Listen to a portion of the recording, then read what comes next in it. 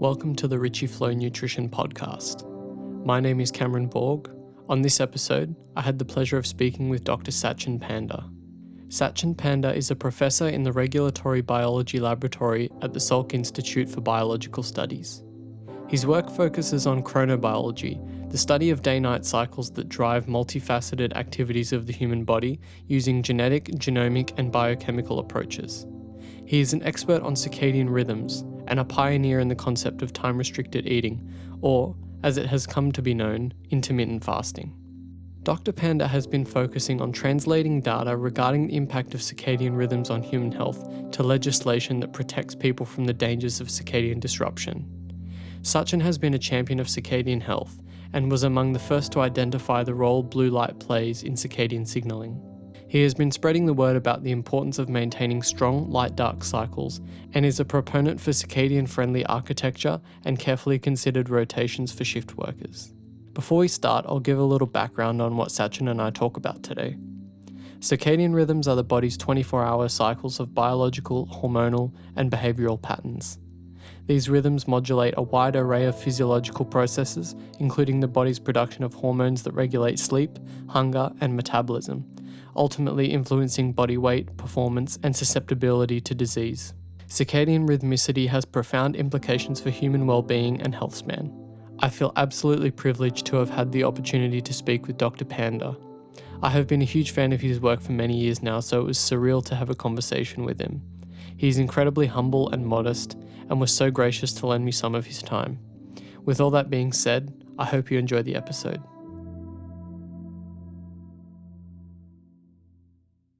Thanks so much for coming to speak with me today, Satchin. It's an absolute honor. I've been wanting to speak with you for a really long time. I guess I was wondering how you got into studying circadian rhythms, particularly back in a time where they may not have been as popular as they are today. Yeah, so that almost 25 years ago, it was not that popular, but at the same time, like 25, 30 years ago, people are all focused on how gene X does Y and whether we can develop a drug against gene X. And then I realized that, we are not the same person in the morning versus evening, and our health. When we say someone is healthy, it has a very different definition depending on the time of the day.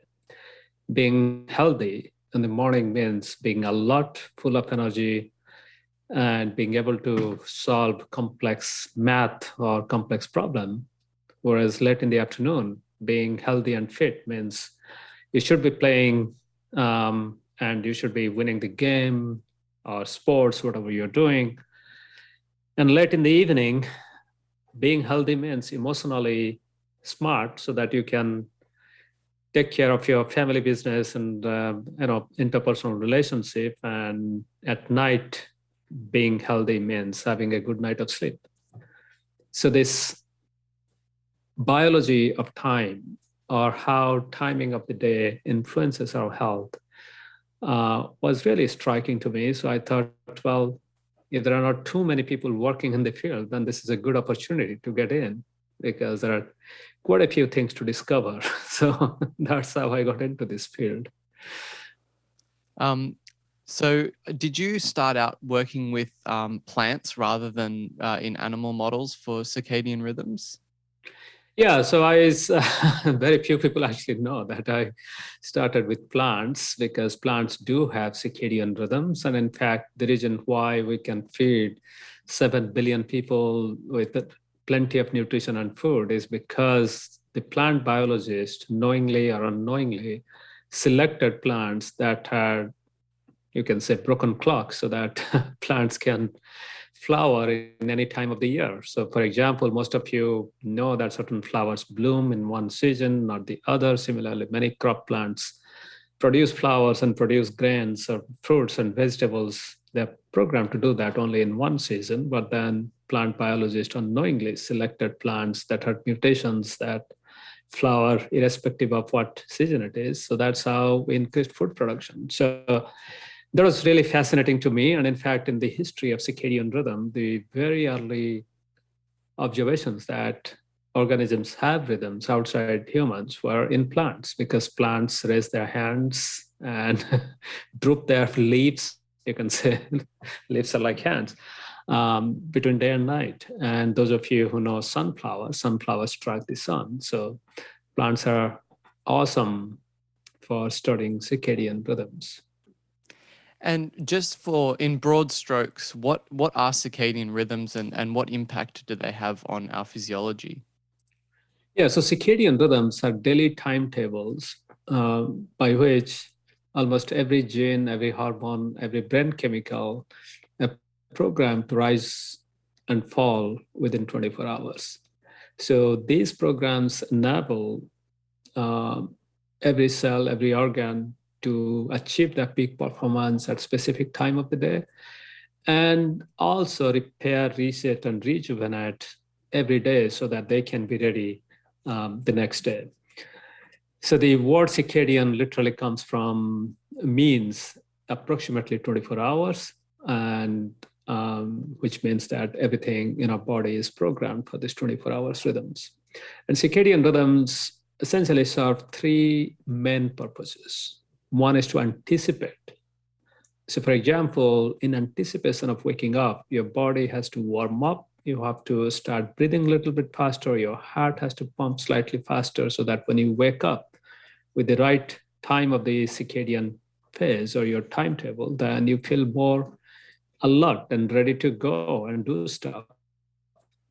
And you can easily experiment with yourself. Everybody has experienced it. Like if you set an alarm clock to wake up 2 hours before you're supposed to wake up, you feel crappy because your circadian rhythm hasn't prepared your body. The second is reaction. So first is anticipation, second is reaction. So for example, in response to a meal in the morning, our body produces enough insulin so our blood glucose level doesn't go too high. Whereas late at night, our circadian rhythm is anticipating that we should not eat. So when we eat the same meal late at night, the body doesn't produce enough insulin, so our blood glucose level goes super high. So this is a way by which our circadian rhythm modulates how we react to things. And meal is one thing. So similarly, in response to exercise, our response is very different between day and night. And then the third function of circadian rhythm is repair and rejuvenation. Just like I said, just like our brain repairs itself, rejuvenates, we strengthen our memory at nighttime. Similarly, every organ, every cell has to repair itself. And by doing so, we also rejuvenate. And for certain things, like for example, inflammation, if we are fighting disease, inflammation went up, it has to come down. Otherwise, we'll be chronically inflamed. And circadian rhythms help us to damp down what has been activated and to bring us back to normal. So these are the major functions. And as you can imagine now, almost every organ, every cell in our body needs a healthy circadian rhythm to be fully functional to let us live our peak performance. So you mentioned we've got these circadian programs. What are the major influences that tune these programs to precisely the right timing so that our bodies are doing the right things at the right time? So we all are born with a very strong circadian rhythm, and that means we have these very ancestral rhythms that are encoded in our DNA. And to adapt, because these rhythms are present because our planet revolves around its own axis, and there is a 24 hours day and night cycle. And with 24 hours day and night cycle, there is plenty of light and energy during daytime, and darkness and cold and more humidity at night. So since we evolved on this planet for the last 200,000 years, we are programmed to adapt to this daily cycle. At the same time, because the tilt of our planet and the elliptical path it takes around the sun, our day and night cycles are very different between summer and winter time. So that means our circadian rhythms has to adjust to this change in season. And these adjustments happens primarily due to light. So our rhythms are reset and adjusted to the first ray of sunlight if we are living in nature.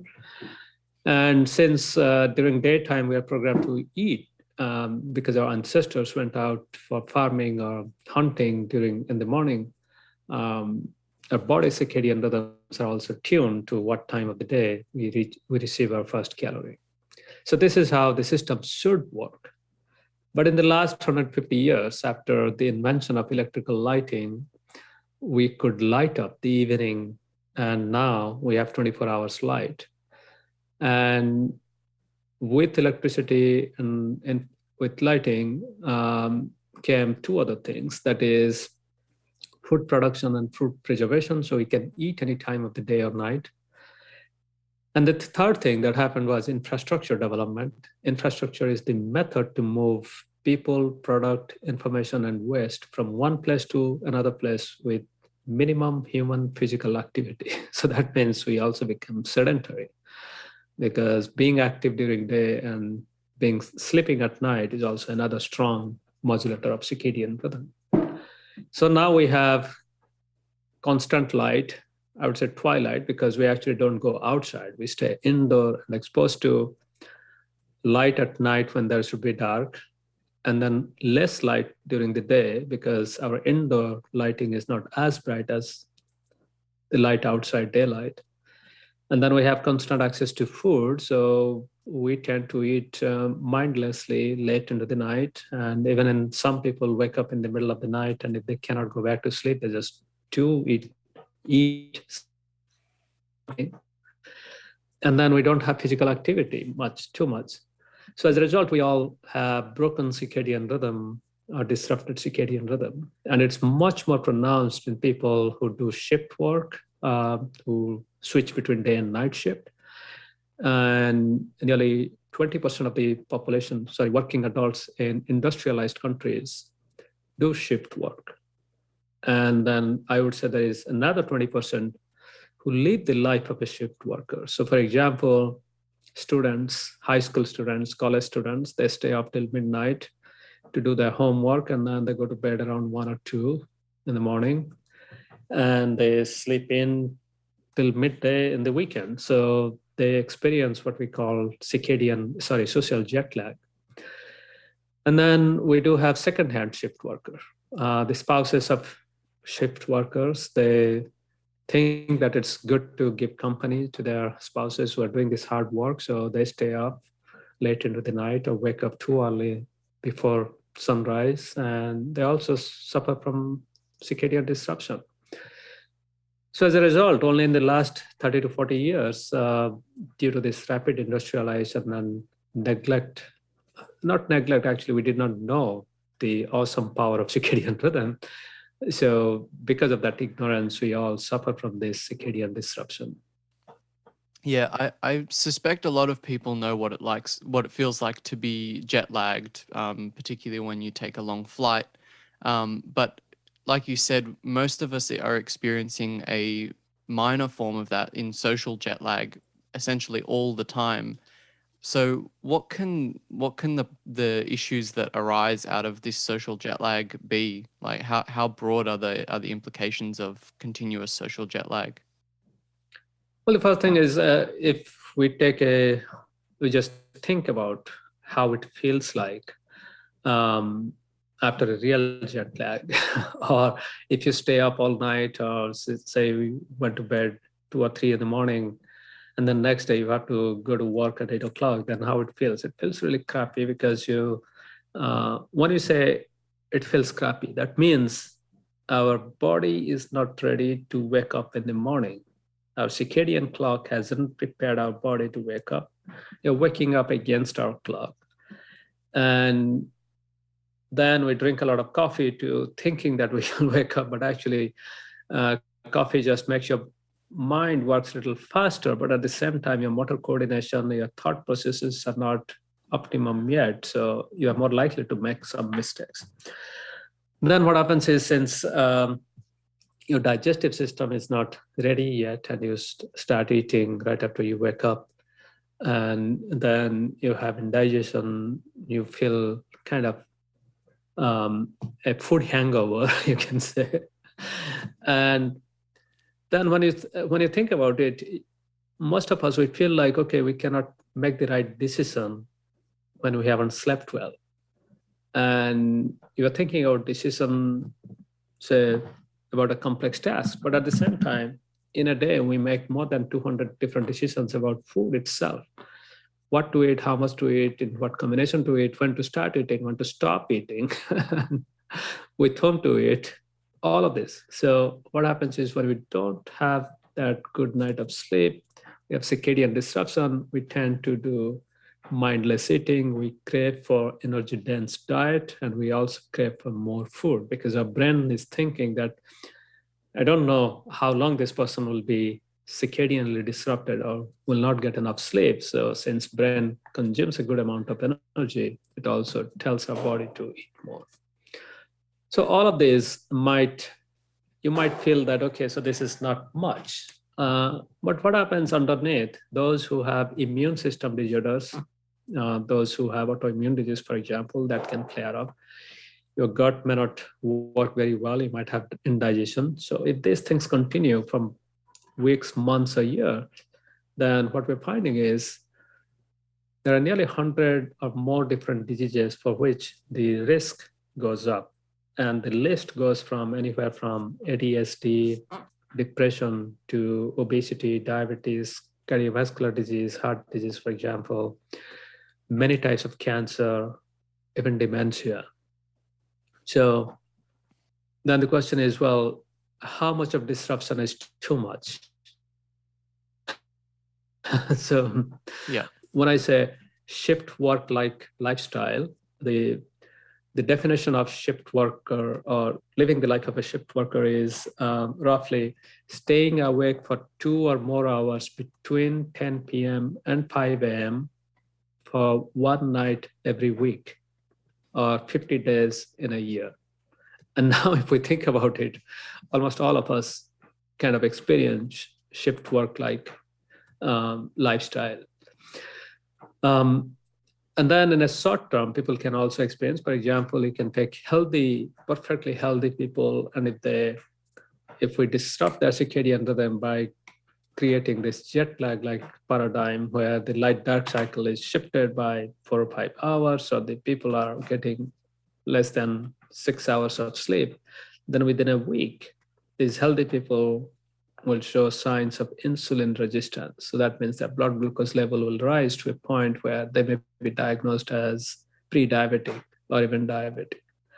And certain circadian disruption can also trigger heart attacks. So for example, the best example is when daylight saving time and standard time, those changes happen, particularly when we have to wake up 1 hour earlier than before. Then those are the days when the number of heart attacks actually go up in the morning because people are waking up before the circadian rhythm has prepared our heart to wake up. So these are some of the examples where the first thing that will happen is you might feel suboptimal. Second is if you have underlying condition that can flare up. And if you continue to live like a shift worker with circadian disruption, then risk for many chronic diseases will go up. The fourth one is if you are already diagnosed with a disease. So for example, people with diabetes, if they're taking diabetes drug, but they're shift workers, then their drug may not be helping them as much as if they were not living the life of a shift worker. So I kind of discuss all of this in 2 of my books, the Circadian Code, and then the other one is the Circadian Diabetes Code that just came out recently. Yeah, I'd love to dig a little bit more into diabetes because obviously it's the subject of your new book. So I guess it may be difficult for people to conceptualize how, staying up to midnight watching TV could eventually contribute to their insulin resistance. So could you dig a little bit deeper into how circadian disruption is causing these metabolic abnormalities that are reminiscent of type 2 diabetes? Yeah, so type 2 diabetes, or the previous step is pre-diabetes, when you are not type 2 diabetes yet, but your blood glucose is not healthy. So at least in the US, nearly 1 in 2, nearly half of the adult population has pre-diabetes or diabetes. And uh, and then when we talk about diabetes, particularly in the US, using the metric scale, then it's when your blood glucose is above 100 milligram per deciliter, but it's below 125 milligram per deciliter, that's when you are pre-diabetic. And if it goes above that, the fasting blood glucose, then you are diabetic. So now the question is how circadian disruption or how circadian rhythm and blood sugars are connected. So one way we are designed is to actually eat only within a certain number of hours and fast for the rest of the hours. And if we think about it, it's actually a very narrow window of 8 to 10 hours within which we should be eating, because our pancreas that produces insulin and also many other digestive juice, our stomach, our liver, muscle, and fat cells, these organs that are intimately involved in glucose regulation, they all have circadian rhythms, and particularly the genes, proteins, and hormones that maintain our blood glucose, they rise and fall at different time of the day or night. So having a healthy circadian rhythm helps us to maintain blood glucose. But when we eat at the wrong time, or when we eat over a long period of time, over a long window of time every day, then our circadian rhythms get disrupted. So our fasting hormones and our paired hormone, our muscles, gut, and liver, they don't work pretty well. So they disrupt our glucose regulation process, and our blood glucose levels can go up. So now let's connect all these rhythms, how they help maintain blood glucose level. So I say that you have to eat within 8 to 10 hours to have a healthy blood glucose level. And people get confused because how come our brain gets to sleep 7 to 8 hours, but our gut and our rest of the body has to be without food for 14 to 16 hours? The reason is after we eat our last meals at dinner, our stomach actually works on that meal for next 5 hours.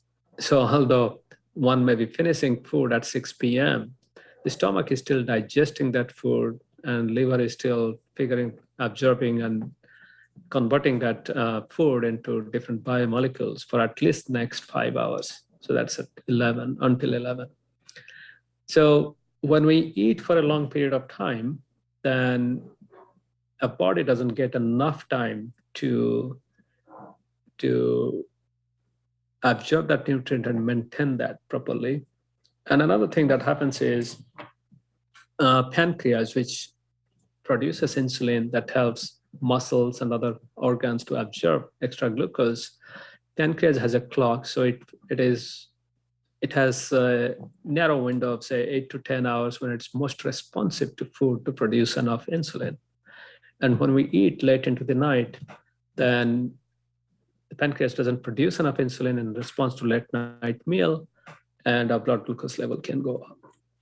And the third one is our muscles can actually, if we are physically active, then our muscles can absorb a lot of glucose without any help from insulin. And we humans are actually designed to be more active late afternoon and evening, because our ancestors, when they were going for farming or hunting, they can start any time of the day, but all of them had to run back to the home before evening, because in the old days, there was not enough electrical lighting. The highways, there was no highway and there was no light. So if we go back to population who are still living without electricity, we see that a huge spike in physical activity in late afternoon and early evening. And as we have reduced our physical activity late in the afternoon and evening, we are not getting that extra boost from our muscle to absorb that extra glucose. So all of these things contribute to elevated blood glucose level. Then one thing that we touched upon in the beginning was sleep. When we sleep, our brain actually gets enough rest, and then next day we make better decision about food. And when we're sleep deprived, then we make bad decision. So as a result, we tend to eat more sugary food and unhealthy food. So this is another indirect way that circadian disruption can increase blood sugar level. Yeah, it's all very fascinating, and it's been something I've been really interested in for a really long time. And what you've been talking about here, I believe you coined the term time restricted eating, or TRE. And you've done a bit of work with TRE in rodent models looking at longevity, if I remember correctly. What impact does time restricted eating have on longevity, or extending health span for that matter? Yeah, so we started this work calling it time restricted eating, which is now popular as intermittent fasting. People take it as 8 hours eating and 16 hours fasting. So that was our first experiment in rodents. Now let's step back and ask, what prevents people from living a long, healthy life? Because, to live a long, healthy life is everyone's aspiration. To be at our peak physical, emotional, and intellectual health, irrespective of age, gender, ethnicity, or health condition, is a universal aspiration, and I would say human right too. And if we ask why people are not living a healthy life, it's very simple, because we are facing with a lot of chronic diseases. In the US, nearly half of the adult population is pre-diabetic or diabetic. Nearly half of the population is also having high blood pressure. In our lifetime, 4 out of 10 people will get diagnosed with cancer. And in our lifetime, nearly half of the population will also have digestive issues or pulmonary issues, breathing problems, COPD, etc. So it's very clear that almost all of us have one or more chronic disease that we face, or infectious disease, for example, now COVID and post-COVID.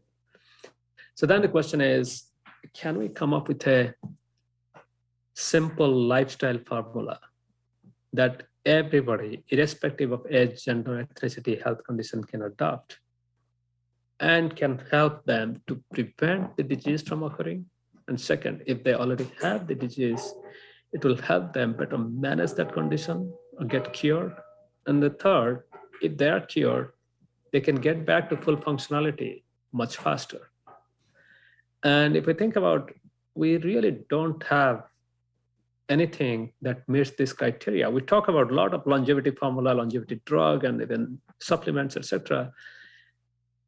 But if you think about, we don't have any single thing that will cure your diabetes and depression, or COVID and cancer, or dementia and pulmonary disease.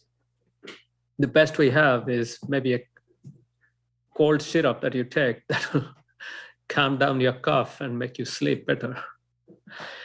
So along that line, what we find is time restricted eating or intermittent fasting is pretty powerful, because in animal models now, we and many other labs have shown that it actually helps mice and laboratory animals to prevent obesity. And if they're obese, then it also helps them reverse that obesity. It can prevent and reverse liver disease, fatty liver disease, for example. It can also prevent tumor formation, or if there is tumor, then the tumor growth slows down. It also helps in animal models, various forms of dementia or neurodegenerative disease, for example, Huntington disease mouse model. And then the question is, can it extend lifespan? Just one more comment is, there are many human studies on time restricted eating or intermittent fasting. And at least the first wave of studies that are called pilot studies, because there are a very small number of individuals to see whether it's feasible, and second, whether it's effective. They're also finding that time restricted eating or intermittent fasting can help improve blood glucose level so people can reverse their pre-diabetes or better manage their diabetes, can help them normalize their blood pressure, hypertension, helps people to sleep better, and also reduce inflammation. And there are many studies now ongoing to see whether it also helps cancer patients. So now, if you take healthy mice or healthy laboratory animals, then the question is, since they don't have any disease, can time-restricted eating or intermittent fasting keep them at high performance and also increase their lifespan? To come to high performance, we can take few indicators of performance when it comes to physical performance. For example, we can make mice run on treadmill and we can measure their endurance. And what we find is, yes, it actually helps mice double their endurance. That doesn't mean that humans will double their endurance, but at least there will be improvement in endurance. And in some mouse models, we see their muscle mass also goes up. And this is very important because as we get older, our muscle mass goes down and also our muscle performance goes down. And time-restricted eating or intermittent fasting can maintain that muscle mass and muscle performance.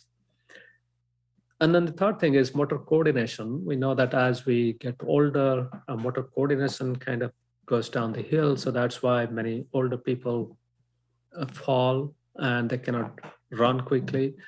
And we are finding that this motor coordination, which is a combination of quite a few different organ systems, because the brain has to tell our limbs to move in coordination. So the neuromuscular junctions have to perform pretty well, and then the muscles have to react, and then the feedback. So it's quite complex if you think of it. That motor coordination also improves. Then as we get older, our heart function also deteriorates. And in animal models, we see that the time-restricted eating or intermittent fasting slows down that heart function deterioration. And of course, we also see the blood glucose level is much better maintained. So now if we combine all of this, then what we are saying is lab animals, which are on time-restricted eating, they live a long, healthy life. And in some cases, they also extend their lifespan by modestly by 10 to 15%. But still, the big point is they live a long, healthy life, because modern humans, we all are faced with so many chronic diseases that we need some formula that actually helps us to fight all these chronic diseases. And one more thing with animals is these animals are also more resistant or resilient to infectious disease that we never imagined, but it was a pleasant surprise that both male and female mice, when they go through time-restricted eating, if we challenge them with bacterial disease or infectious disease, then they better survive that disease. So we're super excited about it. And, as I said, these days, it's really hard to find a 50 or 60-year-old in Western countries who doesn't have any disease. Means I'm not saying that they don't exist. It's really hard. And almost more than half of the people at the age of 60 are on some kind of medications to manage their chronic disease. So in that case, we're thinking about billions of people who are living with some disease. And if time-restricted eating or intermittent fasting can move the needle for even 1 million people or 10 million or 100 million, that's a big thing because it does not cost anything. You can practice it irrespective of what diet you are on. And it really caters to the central theme, the shared aspiration of everybody to live a long, healthy life. Yeah, it's wonderful to have a modality that works across everyone almost anyone can do it, and it affects almost every part of our biology in positive ways. So it's wonderful to have such a simple and easy to explain sort of therapeutic option, I guess you could call it. You mentioned there at the end about medication, and something in your first book that I found really interesting was this idea of chronopharmacology, the idea that taking medications at certain times would help them perform better than if you took them at other times. So could you talk a little bit about this sort of circadian aspect of pharmaceuticals? Yeah, so when we think about pharmaceutical, every drug works because there is a target. So the drug goes and turns on or inhibits its target.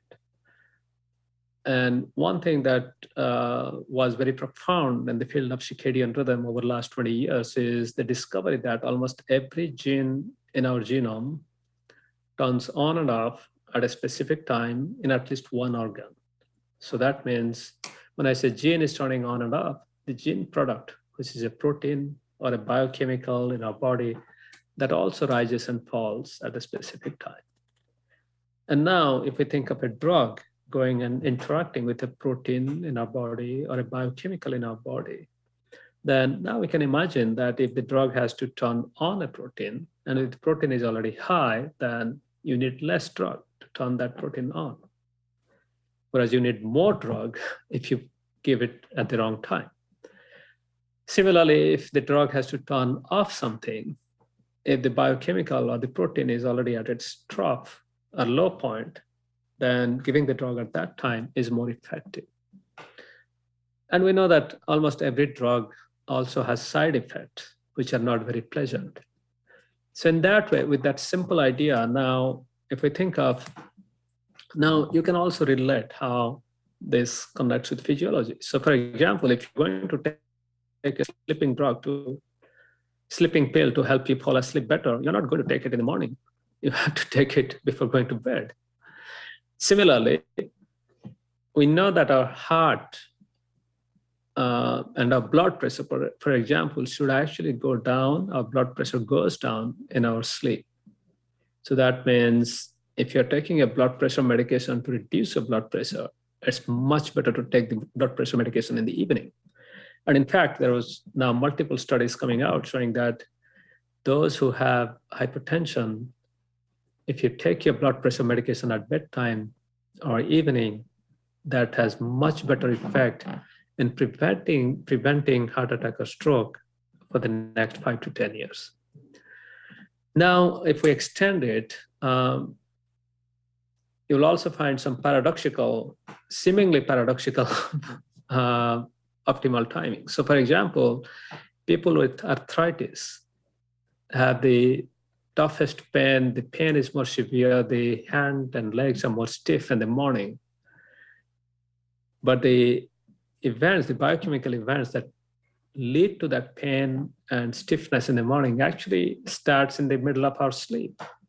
So as a result, if people who take our arthritis pain medication at bedtime, they see much less pain and stiffness in the morning than taking the pain medication in the morning when the pain is high. So now there is this, as you mentioned, there's this idea of chronopharmacology, because nearly 75% of drugs that we take for different indications, that targets turn on or off at different time of the day. So there is intense pressure to see how we can harness this wisdom, this new knowledge, to time medication to the right time, to reduce adverse side effect, and to improve efficacy. So for example, a lot of us, we don't take some of the prescribed drugs because it has adverse effect, whether we have muscle pain from statin or gastrointestinal problem from metformin. Similarly, there are quite a few adverse effects. So there is now intense study to figure out how to take the medication at the right time. And also another thing to keep in mind is, since we can improve our circadian rhythm with time-restricted eating, then what will be really important to see is how we can combine time-restricted eating with the optimum timing of medication to accelerate cure or to optimally manage our health disease state without reducing performance. Yeah, it's a fascinating field of study, and I can't wait to see more papers released looking at optimal timing for these pharmacological options. I'd love to switch gears for a moment and talk about light. Yeah. Obviously, light is a very important Zeitgeber or timekeeper for the circadian rhythms. And I believe your group was one of the groups to look for melanopsin in the early 2000s, the blue light Yeah. sensing photopigment. So, what impact do you see the modern lighting, the use of modern lighting, these LEDs and fluorescents with a high blue content? What effect do you see that having on the health of people who use those in their homes and workplaces? Yeah, so we made the discovery in 2001, and that was considered as one of the top 10 breakthroughs of the year by Science magazine. And to be frank, at the time of the discovery, I had not fathomed the the health significance it would have. And what is interesting is to see how widespread it has been used. This discovery has been used to improve our health. And since it was very basic science discovery and you cannot patent light, so that also helped. So for example, the reason why most of your smartphones, tablets, and even now televisions are now programmed to dim down at night and change screen color is to reduce exposure to blue light at nighttime. And because blue light actually suppresses the production of melatonin, the sleep hormone. So having bright blue light in the evening will prevent the rise of melatonin, and we need that rise of melatonin for us to go to sleep at night. So now, how can we use this information to improve human health? So we know that modern humans, we spend more than 90% of our time indoor, disconnected from outside world. So that means during the daytime, most of us spend up to 90%, at least say 85 to 90% of time indoor. And when you are outdoor, you are more likely to wear a sunglass that will cut down the light. But we are designed to get more blue light during daytime and less blue light in the evening. So that means when we have the choice of bright blue LEDs, can we combine this bright blue LEDs with dimmable or color tunable technology so that our indoor lights are more blue enriched during the day because we're not going outside too much. And then they have been programmed to dim down and or switch spectral quality so that they become more orange color. And of course, dim is better at nighttime. And the good news is slowly this is what is percolating in the lighting industry. So at least for indoor lighting, there is now more and more effort to design this kind of lighting. And if you go to stores, you'll also see color tunable LED lights. Those used to be very expensive, but now you can buy a bulb color tunable dimmable bulb for less than $10, 10 USD. And so now there is a technology to really simulate how we are supposed to live. We're supposed to live with better, more blue light during daytime and orange color light or firelight kind of light at night. So I'm super excited about that, about this human-centric lighting that can simulate day and night.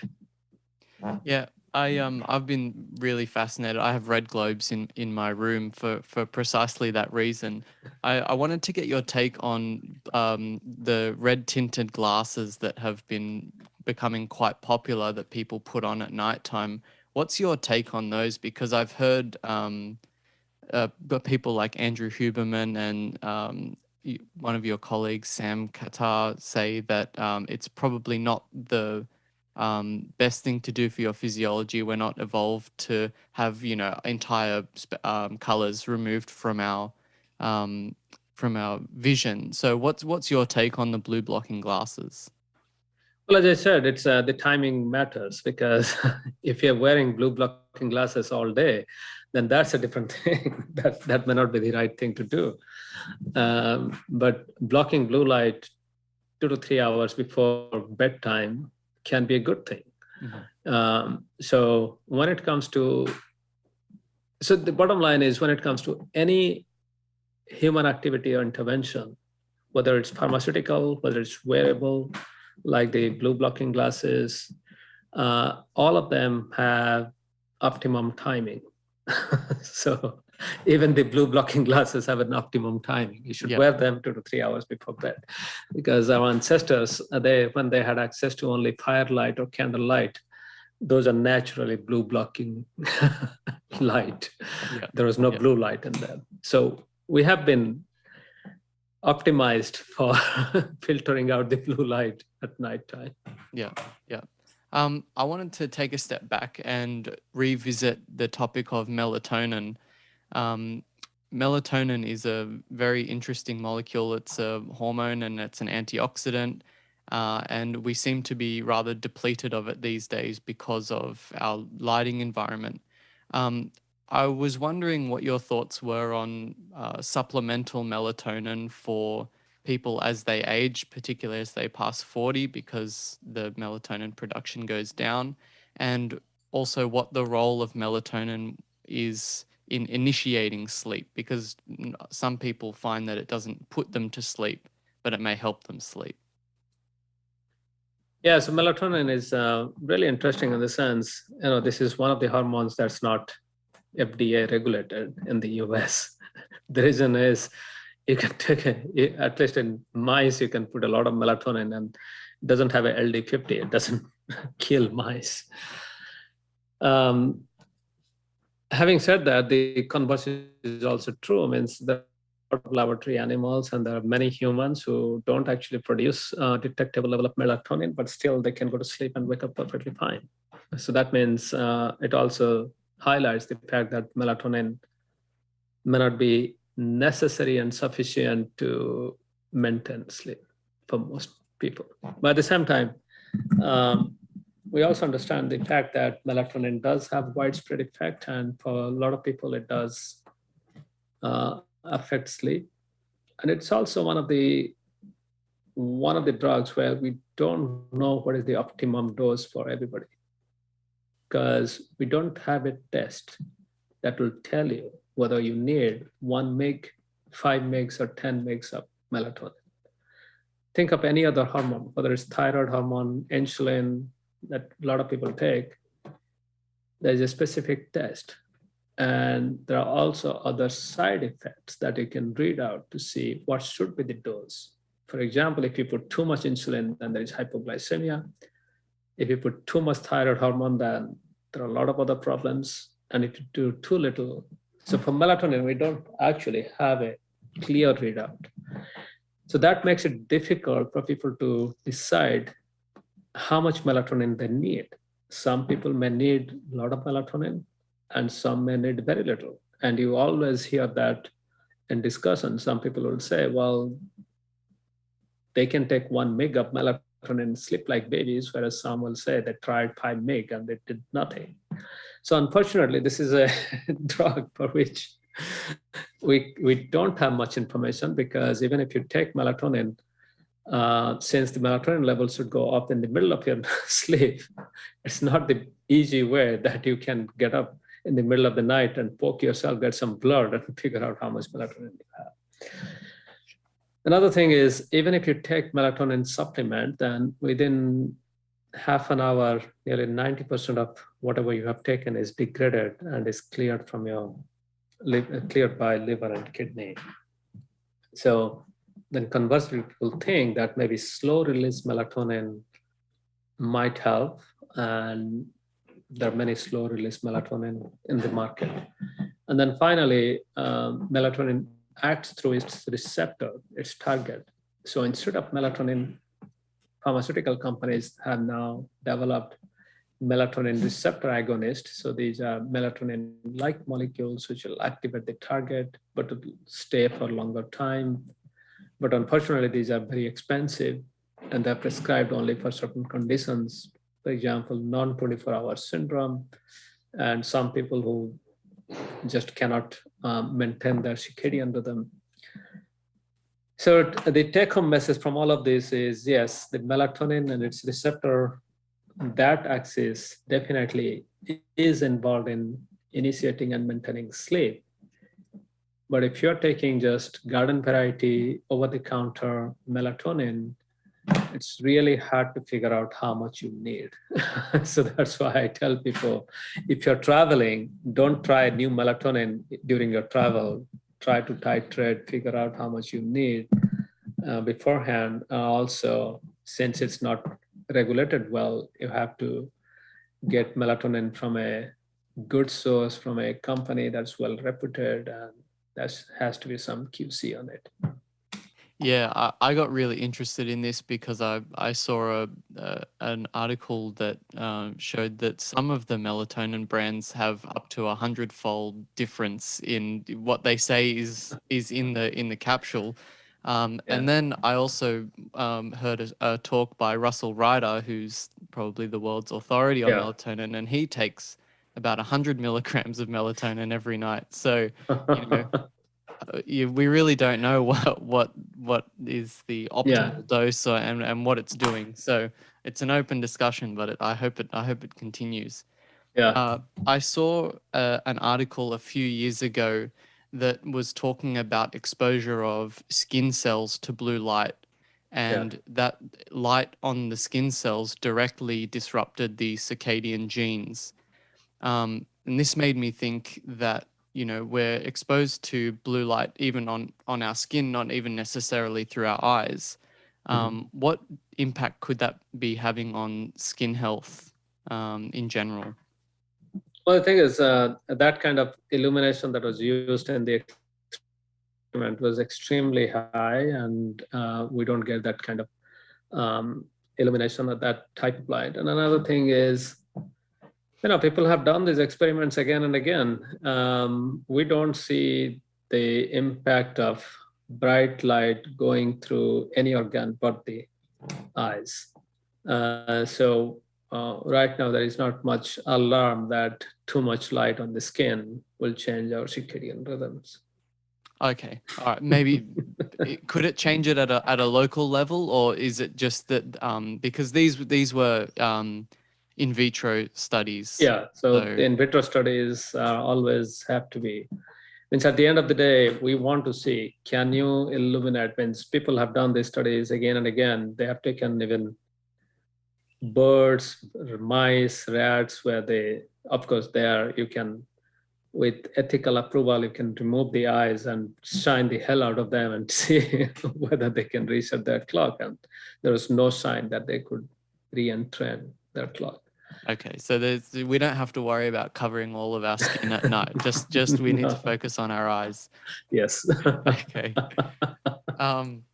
There's a bit of talk. I've heard Matthew Walker talk about these chronotypes.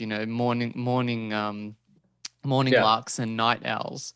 And I've always been a little bit skeptical of this because I've thought, well, what would happen if, everyone was exposed to the same light, they, engaged in TRE, would they eventually all start waking and sleeping at the same time? I'd love to know your thoughts on whether, there are different chronotypes or whether it's just about the environment that each person is in. Well, the chronotype do have some truth to them, but at the same time, when you start thinking about chronotype, most people will say that, hey, I'm a late chronotype because I cannot go to bed before midnight.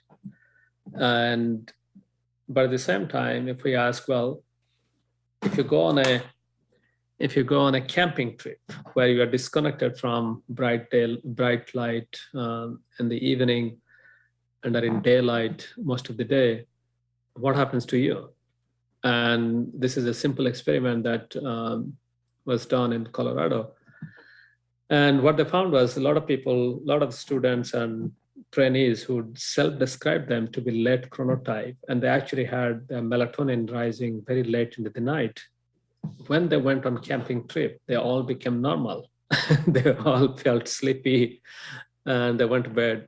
They were extremely sleepy by 9 or 10 o'clock at night. So the bottom line is, if you want to figure out what chronotype you are, then the best thing to do is to do caffeine deprivation for at least a couple of weeks and try to, if you cannot turn off your light, then try to wear those funky red sunglasses in the evening and figure out whether you can still, whether you are still staying awake till midnight or 1 o'clock. And if you don't, then you know that your chronotype is very different from what you think. But having said that, it's true that there are some people, but those people are very minority, very few people who really are very early chronotype or very late chronotype. All right, that's really interesting. I do like that camping study because Yeah. I think it's very funny. Um, Now, I've heard a little bit about the early morning and late afternoon being the most important times to view natural light as far as setting the circadian clock because of the spectrum. There's less blue, a lot more red, a lot more yellow. Um, so, do you see it important to view light at those early times as opposed to going out in the middle of the day when the blue is the brightest, or are they all important? What's the best for keeping a tight circadian rhythm? Well, actually, the blue light helps to reset our clock. So you need to have that blue light in the morning or late afternoon. And when you think of, so for example, if you go out even half an hour before sunrise, you're likely to get 500 to 1,000 lux of light. And this is when it's not really red light, it's just diffuse white light, which is still blue enriched. And why that is important is if you light up your room with a regular fluorescent bulb or any light that you have, then you cannot reach that 1,000 lux of light that easily. Most of our indoor lighting is around 100 to 500 lux. So that means just stepping outside around twilight time, you get much more light than what you can get indoor. So the bottom line is don't worry about whether you should go out before sunrise and watch the nice, beautiful sunrise to reset your clock. Just go out, because stepping out for 30 minutes during the day, whether it's morning, afternoon, or evening, is really the challenge, because most of us, when we think about how much time we go really outside and enjoy the daylight, there are very few people who do that. So, Yeah, I mean, it's hard. Like you said, we spend about 90% of our time indoors. So it is difficult to get the intensity of light, much less the spectrum as well. So trying to combine yeah. those two things, I mean, really natural light is the way to go. And for Um, example, when you're driving, for example, you sit in the car and you put on your sunglasses, and if you actually put a light meter there inside your car without the direct sunlight, the light inside the car may be around 5,000 lux. But many sunglasses will cut down nearly 90% of light. So that means your eyes are actually getting less than 500 lux of light. Which is similar to you sitting indoor. So although you may be outdoor, but with sunglasses, of course, I am not saying that you should not wear your sunglasses outside your car, but inside the car, anyways, your car windshields are UV filters. They don't allow UV to get in. But just be mindful about that. When you're outside, just don't put on your sunglasses all the yeah. time. I did want to ask you about glass. What impact does glass have on lux light intensity? Well, if it is clear glass, then most of our glasses that are used for buildings, window and etc., they actually filter out UV light. So that's pretty good. So because we are getting all the other spectrum of light indoor, and so the bottom line is, if you're trying to build a house or if you're choosing a house, then look for houses with big, large windows so that you have the choice to bring daylight indoor when you cannot go outside. And this becomes very important in this. COVID actually reminded us how important this is, because think about if someone is exposed to COVID, someone got positive for COVID, there are times when we are asked to self-quarantine for 14 days indoor. And patients who are unfortunate to get COVID, they spend 1 or 2 weeks fighting the disease, and also 1 or 2 weeks after COVID because they have to quarantine after the disease. So what is happening is a lot of people during COVID, they are disconnected from the day-night cycle. They're indoor, and they have closed their windows. They have no sense of time. And that may be also contributing to the fog, the COVID fog and the long COVID syndrome, because for almost 2 to 3 weeks, or in some cases 4 weeks, they did not get the strong light dark cue that we are programmed to get. And you can make that analogy with patients who go to ICUs. Many ICUs do not have that distinct light dark cycle because it's always lighted. The doctors and nurses are coming in almost every 1 hour, 2 hours to check on you. And we know that nearly 30% of ICU patients within a week or two, they develop delirium because they just don't have any sense of time. So coming back to your question about glass, we can see how having large windows or even large, now glass has become so strong and manufacturing has changed. So glass, there is load bearing glass. So you can even substitute a wall with thick glasses. So you should think about using glass as a building material and blackout curtains on top of them to make sure that you can create day and night cycle. Yeah, definitely. What are you working on at the moment in your lab? What do you see is the future for your research? Well, the thing, for example, this time ratio eating or circadian disruption or circadian optimization, I see this is similar to the lead and asbestos moment in building materials. So for example, up to 70s, we used lead and asbestos in building without knowing the adverse effect it has on health.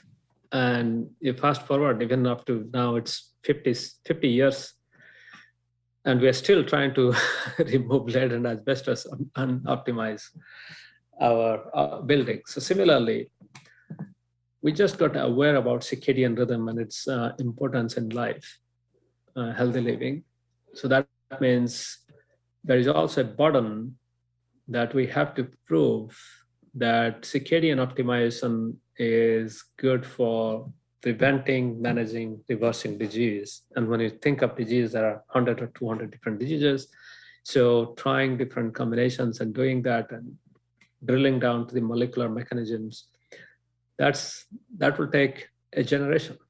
And second is, we are circadianly disrupted not by choice, but not solely by choice, but partly to a large extent because of the society and the social norms, the public policies we have. So starting from individual level, from molecules to public policy, there are a lot of work to do.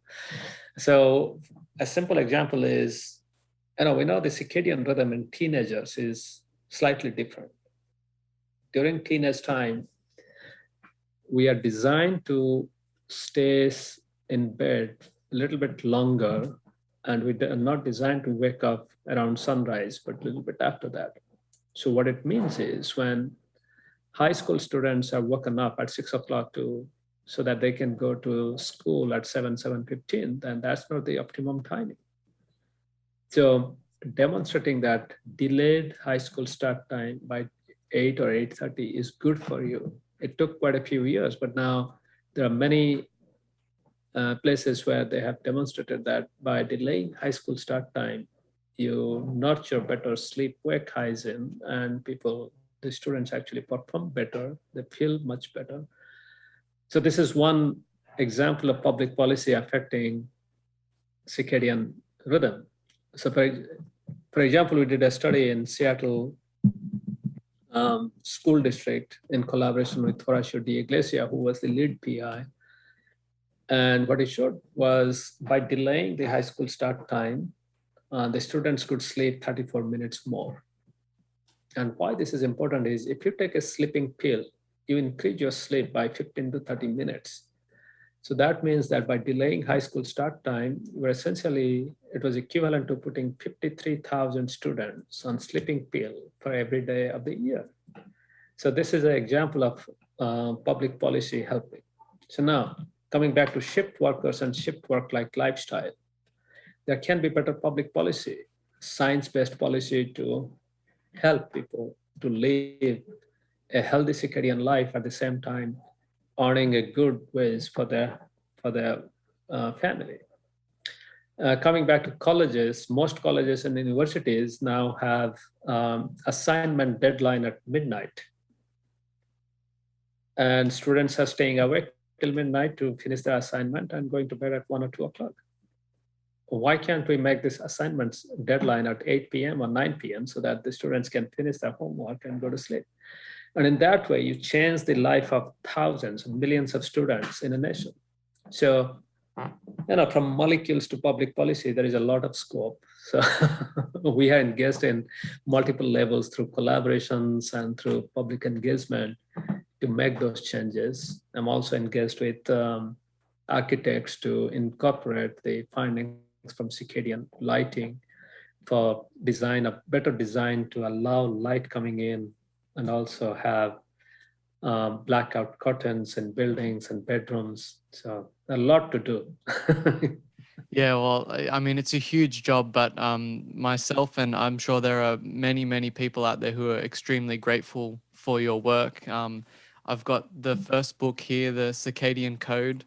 I haven't got my hands on the second one yet, but I'm really looking forward to reading the Circadian Diabetes Code, which will be out shortly, I think, if it's not already out.